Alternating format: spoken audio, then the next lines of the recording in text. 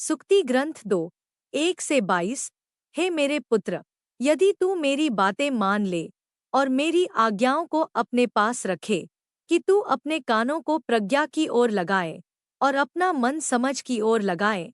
हाँ, यदि तू समझ के लिए पुकारे और प्रज्ञा के लिए ऊंचे स्वर से पुकारे, यदि तू उसको चांदी के समान ढूंढे और छिपे हुए खजानों के समान उसकी खोज करे, तब तू यहोवा का भय समझ सकेगा और परमेश्वर का ज्ञान पाएगा, क्योंकि यहोवा ही प्रज्ञा देता है, उसके मुंह से ज्ञान और समझ निकलते हैं।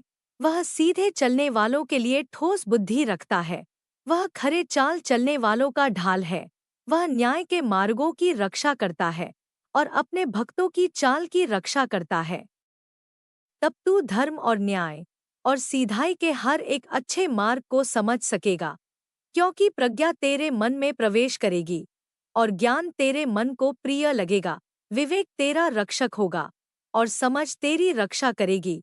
वे तुझे बुरे मार्ग से बचाएंगे और उन मनुष्यों से जो टेढ़ी मेढ़ी बातें करते हैं, जो सीधे मार्ग को छोड़कर अंधकार के मार्ग पर चलते हैं, जो बुरा करने में आनंद पाते हैं और दुष्टता की टेढ़ी चाल में मगन रहते हैं, जिनकी चाल टेढ़ी होती है और जिनका मार्ग टेढ़ापन से भरा होता है। यह तुझे पराई स्त्री से भी बचाएगी, उस परस्त्री से जो चिकनी चुपड़ी बातें करती है, जो अपनी जवानी के साथी को छोड़ देती है और अपने परमेश्वर की वाचा को भूल जाती है, क्योंकि उसका घर मृत्यु की ओर जाता है और उसके मार्ग मृतकों की ओर जाते हैं।